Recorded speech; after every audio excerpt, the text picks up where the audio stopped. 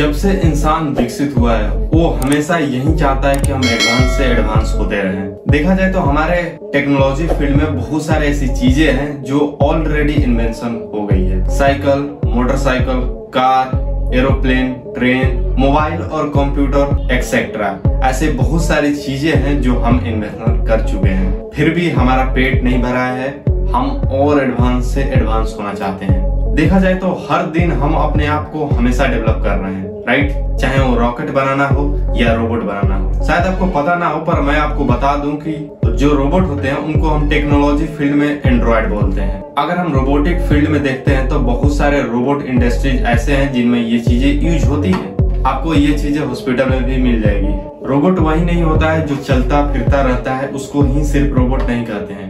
जो ऑटोमेशन काम करता रहता है उसको हम रोबोट ही बोलते हैं। सिंपल भाषा में बोले तो एंड्रॉयड बेस पर जितने भी चीज काम करते हैं ऑटोमेशन, उनको हम रोबोट ही बोलते हैं। आखिर क्यों इतना फोकस और पैसा लगाया जा रहा है इन एडवांस रोबोट पर? अगर आप डीपली इस चीज को नोटिस करते हो तो धीरे धीरे जितने भी एडवांस टेक्नोलॉजी आ रहे हैं, ऑटोमेशन आ रहे हैं, वो धीरे धीरे लोगों की जॉब छीन रहे हैं। फॉर एग्जाम्पल मैं आपको बताऊं कि सारे कार जब ड्राइवर लेस हो जाएंगी तो टैक्सी चलाने वाले बिल्कुल विलुप्त हो जाएंगे।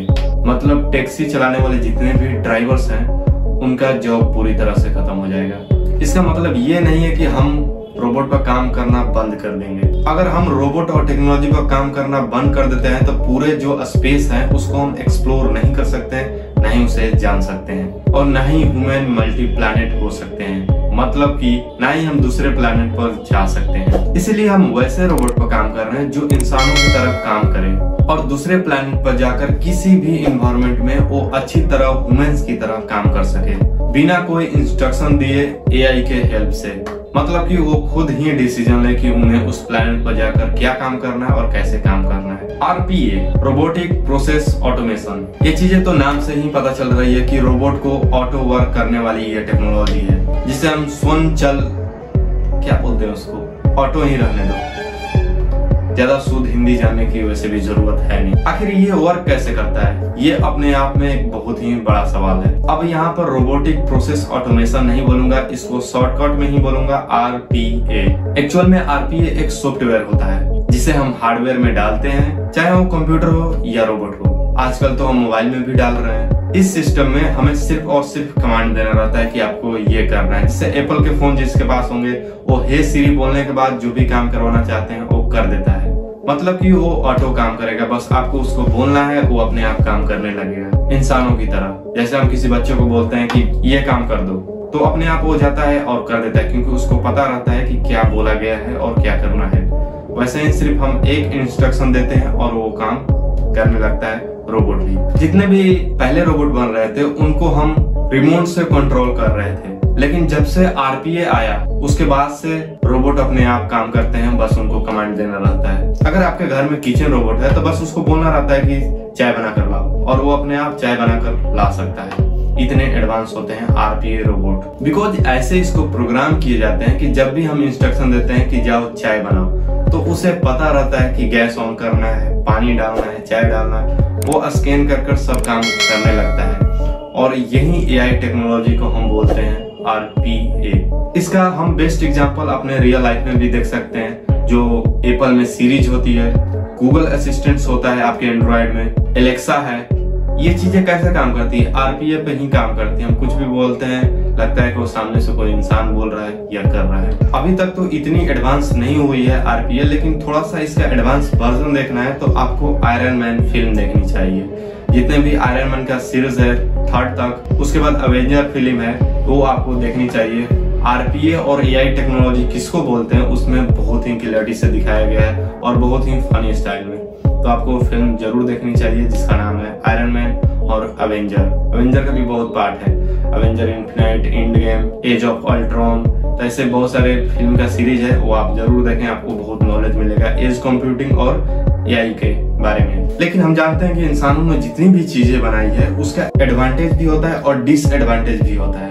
तो इसीलिए हम समझते हैं रोबोटिक प्रोसेस ऑटोमेशन जो है इसका एडवांटेज और डिसएडवांटेज। इसका सबसे जो बड़ा फायदा है कि ये इंसानों का काम बहुत ही आसान कर देगा और इंसानों की तरह काम कर सकता है। और सेकंड ये है कि एआई जितने भी काम करते हैं वो 100% एक्यूरेसी के साथ करते हैं एज कम्पेयर ह्यूमन को टाइम लगता है कोई भी चीज सीखने के लिए, इसे टाइम नहीं लगता है, बस प्रोग्राम करना रहता है। थर्ड चीज है कि किसी भी काम करने के लिए इंसानों को टाइम लगता है और रोबोट बहुत ही फास्ट कर लेते हैं, तो ये टाइम भी बहुत बचाते हैं। यही रीजन है कि कंपनी इंसानों से ज्यादा रोबोट पर ज्यादा भरोसा कर रही है, क्योंकि वो फास्ट करते हैं, एक्यूरेट करते हैं, जिससे कंपनी की प्रॉफिट थोड़ा ज्यादा बढ़ जाती है। बिकॉज इनको सिर्फ एक बार खरीदना रहता है और बार बार इनको सैलरी देने की जरूरत नहीं है और ये मशीनें थकते भी नहीं है। आरपीए की एक सबसे बड़ी खूबी जो है कि इसको ऐसे डिजाइन किया जाता है कि जो एरर होते हैं, जो मिस्टेक होते हैं, इनमें बहुत ही ज्यादा कम हो जाते हैं। इतनी सारी चीजें हैं इसकी एडवांटेज। फास्ट काम कर सकता है,